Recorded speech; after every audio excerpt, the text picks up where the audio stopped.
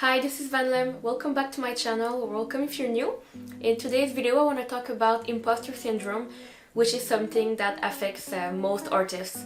I think all of us pretty much. So this video is gonna cover three things. What is it? How does it impact us? And how can I fight it? And I will also tell you a few of my experiences with it and how it affected me personally. So let's go! So what is imposter syndrome? It's pretty much feeling like a fraud. So you feel that no matter how far you've come, it's not real, you're faking it, you're lying to everybody, it's pretend. And it's not even true, because you've been doing those things for years and practicing, but somehow you convinced yourself that as opposed to all the others, you're fake and you're not skilled for real, it's in your head. So that's a big feeling that comes with it. You're scared of somehow being exposed for a fraud, even if there's nothing to expose. You will diminish your achievements. Every time someone compliments your art, you tend to say things like, "Oh no, it's just luck that it came out good this time. Usually it's shit. Oh, it's the timing, you know. I was well rested." "Oh, it's just because I watched a motivating video before. I was just in a moment." "Oh, it's just because I bought these brush packs. It's not me who's doing the work with it. That's good. It's the brush pack, obviously." "Oh, I just chose good reference pictures. The people are beautiful. It's not the way I draw them." So you see, there's always a reason. So it's not you's good, it's just there's reasons that makes it that your stuff can look good. You have impossible standard to achieve, and you feel that unless you reach those standards, you're never really good. So you're faking being alright, because until you reach the level that you deemed was acceptable, then not good. There's a lot of comparisons with your peers, which is very hard not to do in this social media era, and we can't really avoid it, because if we want reach, we have to be on social media. So it's like a curse and a blessing, because it does come with good things, but there are bad things as well. There is the big fear of failure, which is one of the biggest things I think many people will experience, and that will stunt our growth for a long time until we do something about it. Perfectionism also comes in the territory of imposter syndrome, because unless you're perfect, then you're fake and you're not really good, it's not real. You're an imposter after all. You might limit yourself from experimenting, which is pretty bad for yourself if you want to grow, but because in your head you're still thinking that you're an imposter, then why will I experiment?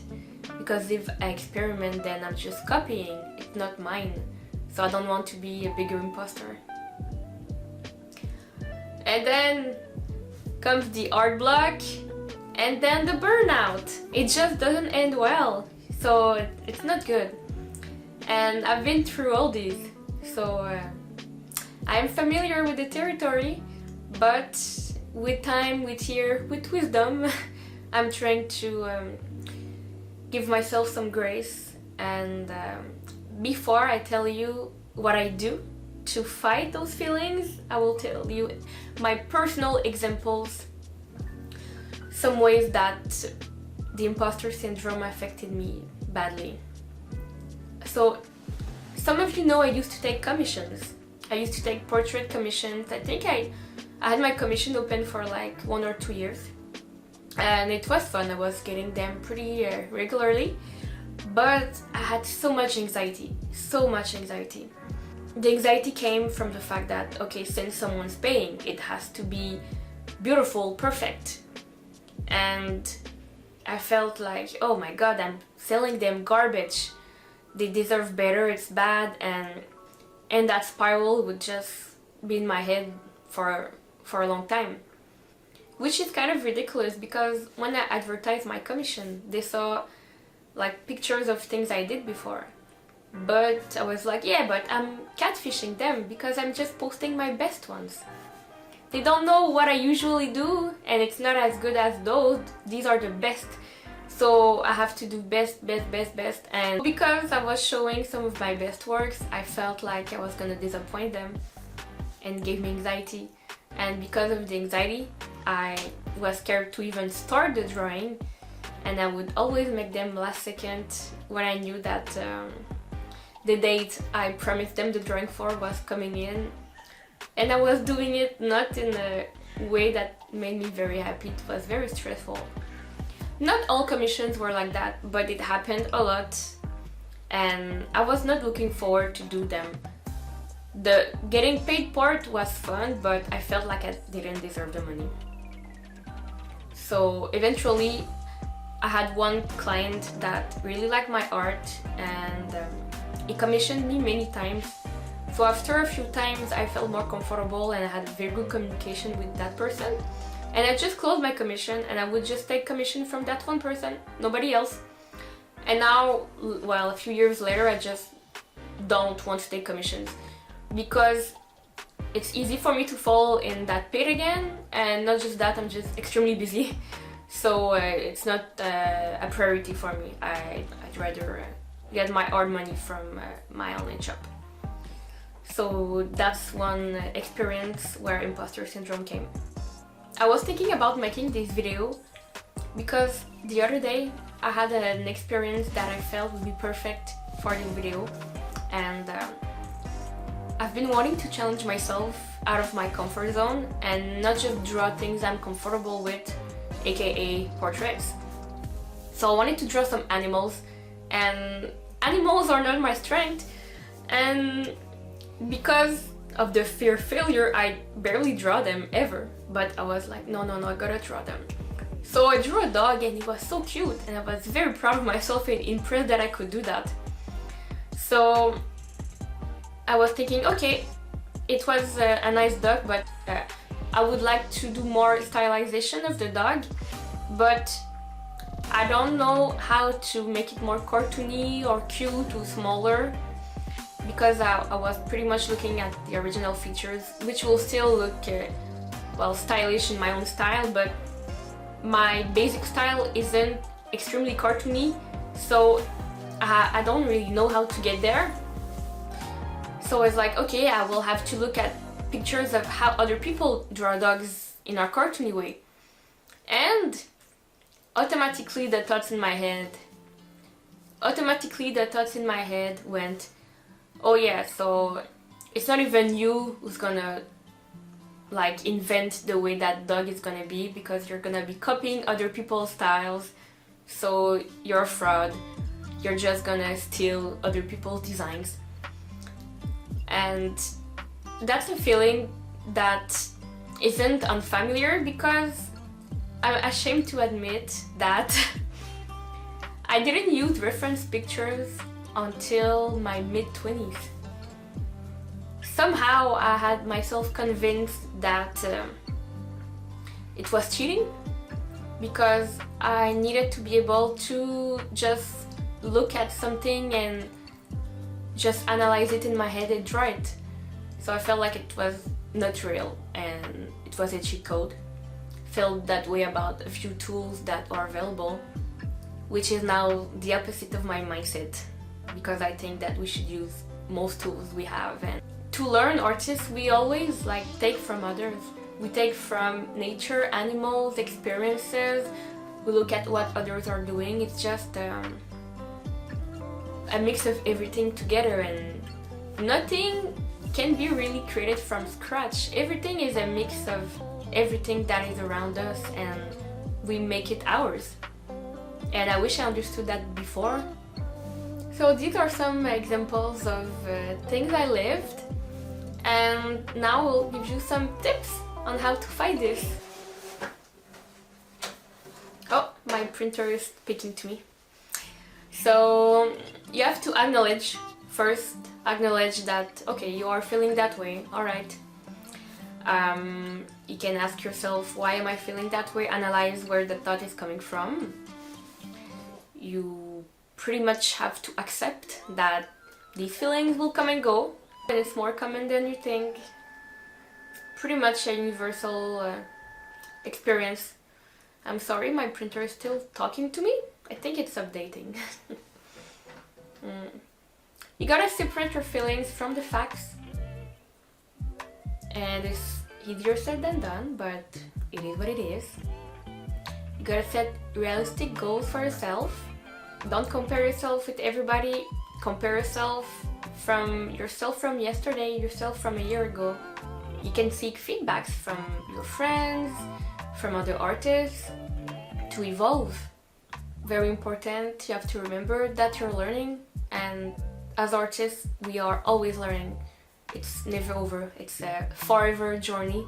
And it's a beautiful journey that comes with love and hate. You gotta be a bit masochist. That's how you pronounce that word, well? Because it will come with pain. But it will also come with a lot of joy and many feelings. You need self-compassion, very important, and not just for art, just in general. That's something I'm trying hard to give myself. I want to be a good example also for my children. So you gotta practice what you preach, but that's very important. You can visualize the success, visualize where you'd like to be, just something that you think you could do, you know? Like, you don't have to be in New York downtown billboards, but why could you not have a successful Etsy shop? Why could you not run a fun sketchbook YouTube channel, you know? And you can dream bigger and bigger and bigger, you know, of course. But like, I think that still having realistic goals helps, because if personally I visualize too far, it kind of feel hopeless. And something that very, very good, well, for me it helps me a lot, is look how far you've gone. I love to open my older sketchbooks and look at how I drew, like, and not just like 10-15 years ago, even 5 years ago, 2 years ago. There is always progress, and think about how the artist you were 5 years ago, what they would think of the art you're doing today. They would be crazy impressed and think that's so beautiful. But every time we get a bit better, then our standards increase, and it's never enough, because we're already thinking about the next goals. We don't even embrace the goal we reached. Did you think you would be where you are right now 5-10 years ago?